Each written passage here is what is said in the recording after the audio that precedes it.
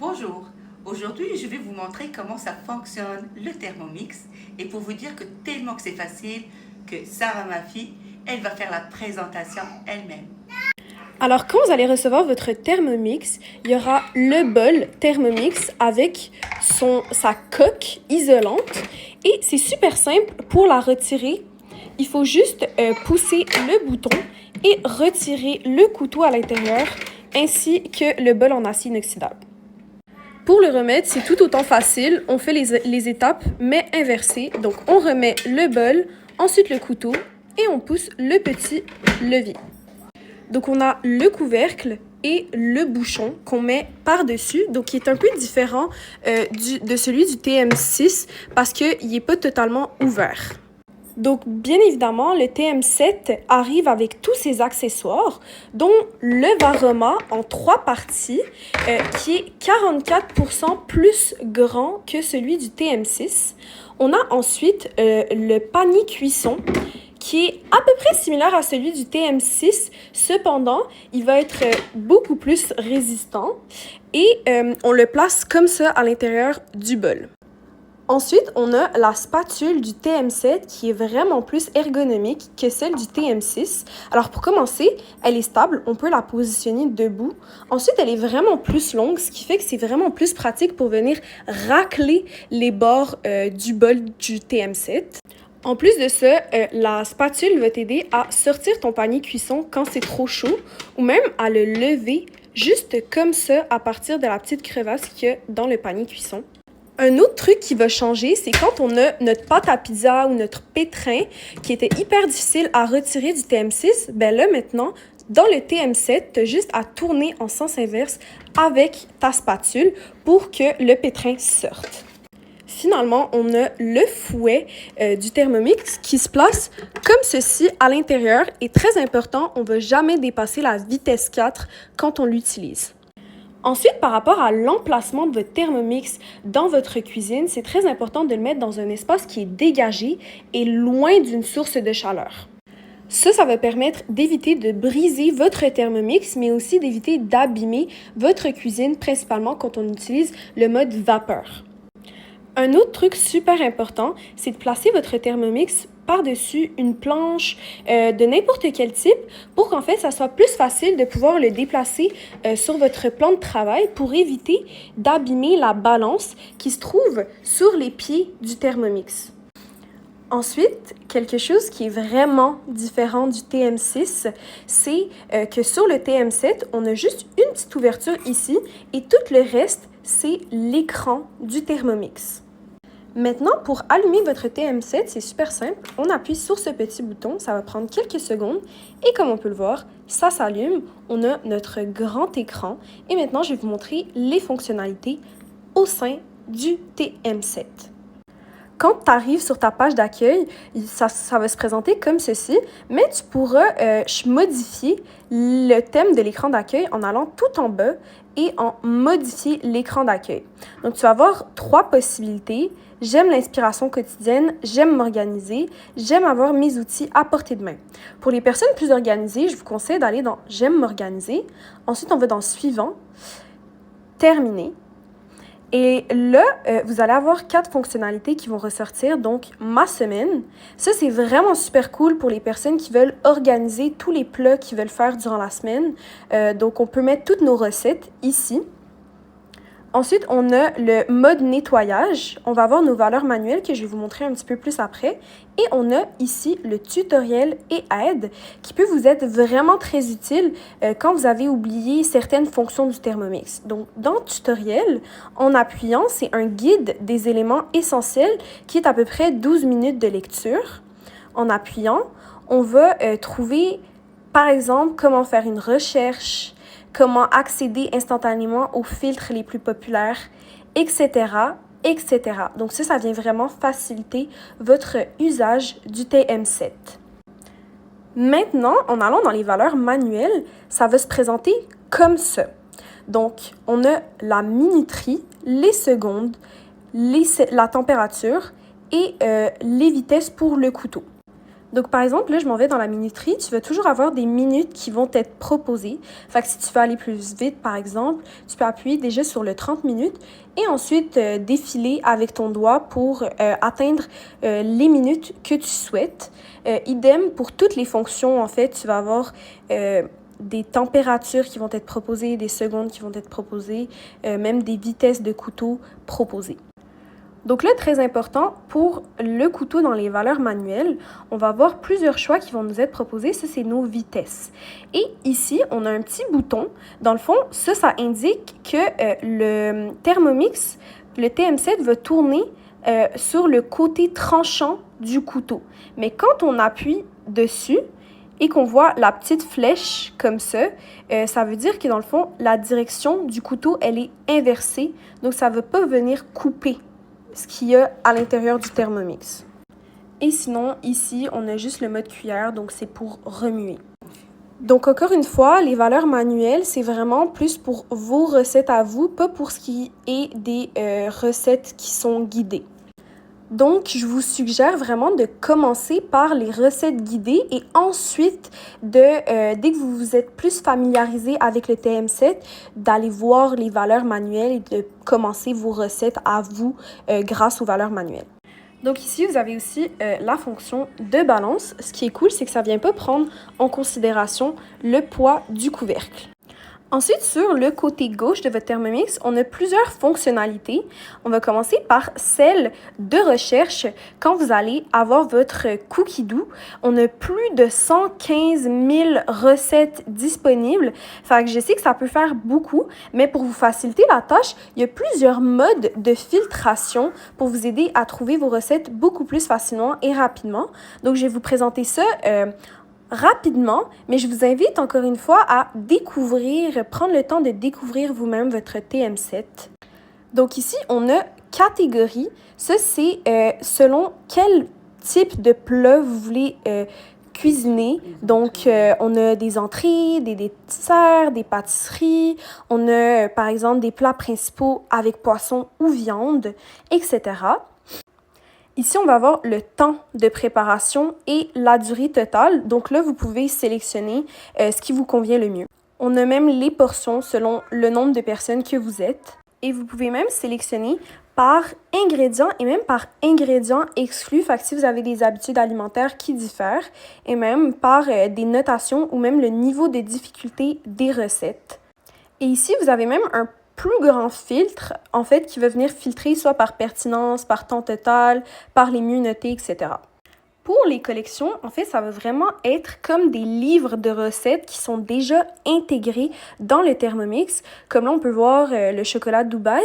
Ou même si vous avez des enfants, vous pouvez écrire dans la barre de recherche « enfants » et ça va vous sortir plein de recettes qui vont être adaptées pour les enfants, ou même si vous avez des restrictions spéciales, comme si vous êtes diabétique ou que vous consommez pas de sucre ou vous êtes végétarien ou peu importe, vous allez pouvoir vraiment trouver votre bonheur dans les collections.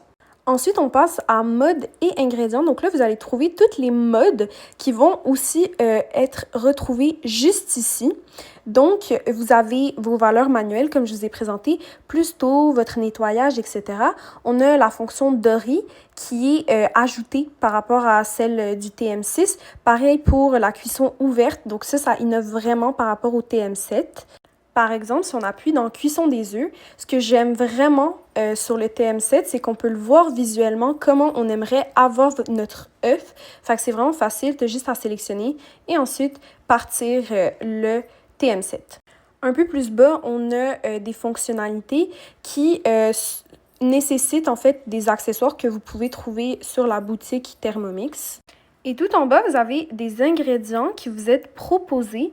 Et par exemple, si on appuie, ça va vous montrer des façons de les préparer. Comme là, dans le grain de café, je peux appuyer sur moulu. Donc, ensuite, ça va te présenter comment moudre ton café. Et donc, tu as vraiment beaucoup d'ingrédients qui te sont proposés, comme par exemple pour la glace, on peut faire de la glace pilée super facilement.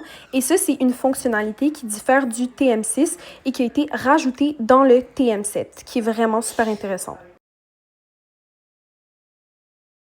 Bon, alors maintenant, je vais vous montrer comment mettre des recettes dans vos favoris. Alors, ça peut se faire de deux façons différentes, soit à partir directement de votre TM7 ou bien de l'application mobile que vous allez retrouver sur votre téléphone. Donc, par exemple, là, je suis sur Cookidoo et cette recette de pâte à l'ail me plaît. Je vais appuyer sur les trois petits points juste ici et ça va me montrer des options. Donc, je peux soit l'ajouter à cuisiner aujourd'hui, ajouter aux favoris, ajouter à la liste, ajouter à ma semaine, ajouter à la liste de courses, par exemple, si j'ai besoin d'acheter des ingrédients pour cette recette-ci. Donc, l'application Cookidoo sur votre téléphone va vraiment vous être utile, comme par exemple l'option Ajouter à la course si vous êtes au bureau ou à l'extérieur et vous envisagez de faire une recette, bien, vous pouvez ajouter à la liste de courses, puis avant de rentrer chez vous, passer faire vos courses pour cuisiner le soir même. Ou vous pouvez l'ajouter à vos favoris comme ceci. Là, pour accéder aux favoris, on s'en vient juste ici, dans le petit livre. Et là, on aura des sections qui vont nous être proposées. Et juste ici, on a nos favoris. Et comme on peut voir, la recette de pâtes à l'ail est déjà là. Sinon, dans mes recettes, vous allez avoir les recettes récemment cuisinées. Comme j'ai dit juste ici, mes favoris. Ensuite, mes listes. Ça, dans le fond, c'est un endroit où vous allez pouvoir regrouper toutes vos recettes. Comme par exemple, ici, ma mère, elle a regroupé ses recettes pour des ateliers qu'elle va faire. Mais vous pouvez, par exemple, créer des listes pour un anniversaire. Si vous avez prévu de préparer des recettes en particulier, vous allez les rentrer dans cette liste-là. Ou même si, par exemple, votre conjoint ou peu importe un membre de votre famille a des restrictions alimentaires, vous pouvez vraiment faire une liste consacrée aux recettes qui sont pour cette personne-là. Pour créer une liste, c'est très simple. On retourne dans les trois petits points et on ajoute à la liste. Donc là, vous allez avoir vos listes déjà faites ou sinon, vous pouvez en créer une nouvelle. Donc, par exemple, celle-ci, je peux l'appeler jus ou boisson et ça sera une liste consacrée à que des drinks. Et quand on retourne dans le livre, on peut retrouver ma liste avec mes recettes de jus. Ensuite, ici, on a les collections, donc mes collections, qu'on a sauvegardées préalablement sur le Thermomix.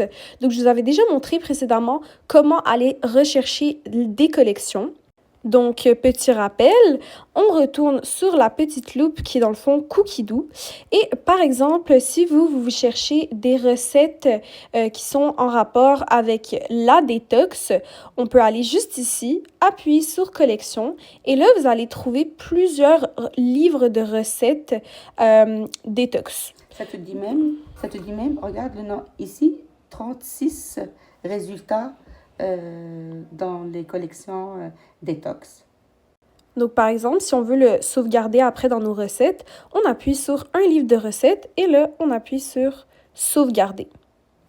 Et donc là, si on retourne dans nos collections, on pourra trouver le livre de détox. Et ça, vraiment, vous pouvez le faire pour plusieurs recettes. Donc là, si par exemple, vous voulez des recettes aux saveurs du Maroc, vous allez retrouver plusieurs livres de recettes sur le Maroc.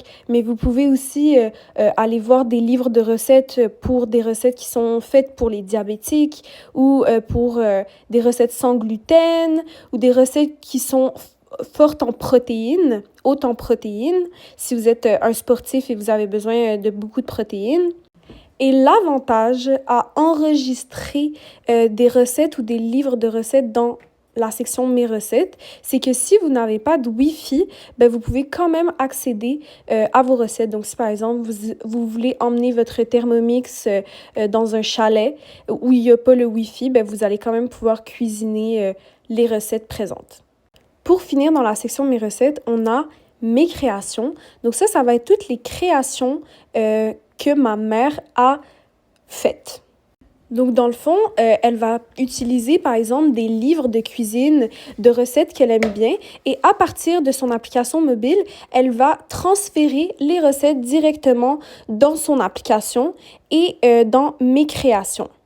Mais si vous n'avez pas de livres de recettes qui sont déjà adaptés au Thermomix dans le fond, vous avez juste à, par exemple, les rentrer dans ChatGPT puis lui demander d'adapter vos recettes au Thermomix. Et après, vous pouvez les mettre et les transférer à vos créations. Vous pouvez en mettre vraiment autant que vous le souhaitez. Ensuite, quand vous allez dans le petit couteau ici, vous allez avoir cuisson manuelle. Donc ça, dans le fond, c'est toutes les fonctions qui sont manuelles. Donc ça veut dire quoi? Ça sera à partir de vos recettes à vous. Donc j'ai déjà parlé précédemment de valeurs manuelles, donc je ne vais pas revenir là-dessus. Je vais plus vous présenter les autres fonctions qui sont super intéressantes. Cette fonctionnalité, je pense que ça va en servir à plus d'un. C'est la fonction de nettoyage juste ici qui va vous permettre de nettoyer votre bol automatiquement. On a même plusieurs fonctions, c'est-à-dire que si vous aviez cuisiné précédemment une recette avec du gras ou du caramel, le nettoyage il va être différent. Donc ça, c'est vraiment super intéressant. Moi, je l'utilise tout le temps parce qu'on s'entend que j'aime pas ça faire la vaisselle, donc ça me sauve vraiment du temps et de l'effort. Ensuite, on a le mode pétrissage si vous voulez faire votre propre pétrin. On a la fonctionnalité ici dorée qui diffère du TM6 qui est nouvelle donc et qui va vous permettre en fait de sauter vos légumes par exemple à haute température. Puis tu sais, c'est pas juste vos légumes, là, ça peut être votre viande, vos crevettes, etc. Dans le fond, c'est la même chose que si vous faisiez sauter vos légumes sur une poêle. On a juste ici la cuisson à vapeur. Qui dit cuisson à vapeur dit l'utilisation de votre varement. Ensuite, on a la fonction de turbo et de mixage. La fonction de turbo, je vous conseille vraiment de l'utiliser pour tout ce qui est fruits congelés, glaçons, farine, parce que dans le fond, ça va demander au couteau d'être beaucoup plus puissant et beaucoup plus efficace dans un petit laps de temps. Donc, très important, quand vous voulez, par exemple, faire vos smoothies ou peu importe, on ne met jamais des blocs de glace ou des blocs de fruits congelés, par exemple, parce que ça risque d'abîmer les couteaux qui se trouvent dans votre bol. Une autre fonction qui a été ajoutée dans le TM7, c'est la cuisine ouverte. Ça diffère vraiment du TM6 parce que ça va vous permettre, en fait, de cuisiner sans votre couvercle sur le bol. Et donc ça, c'est comme si vous cuisinez comme si c'était dans une casserole. Puis, bien évidemment, vous avez vos autres fonctions, mais je ne vais pas rentrer dans les détails. Je vous invite vraiment à aller voir par vous-même et découvrir ça, prendre le temps d'aller regarder. Et pour terminer, la section juste ici, c'est dans le fond vos réglages, votre profil Cookidoo, un autre endroit pour les tutoriels et aides, comme j'avais dit au tout début, et pour regarder ma semaine. Bon, pour terminer ce petit, on va dire, séminaire pour comment utiliser votre TM7, je vais juste vous démontrer comment une recette, ça peut fonctionner. Donc là, on va reprendre l'exemple des pâtes à l'ail et on appuie sur « Démarrer ». Puis là, on aura nos étapes, etc.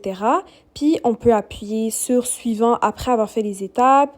On peut passer et admettons que, en fait, on a passé sans faire exprès une étape qu'en fait, on voulait faire. Bien, on vient juste revenir comme ceci. On appuie sur les 3 points et on définit comme étape actuelle et ça revient à cette étape-ci.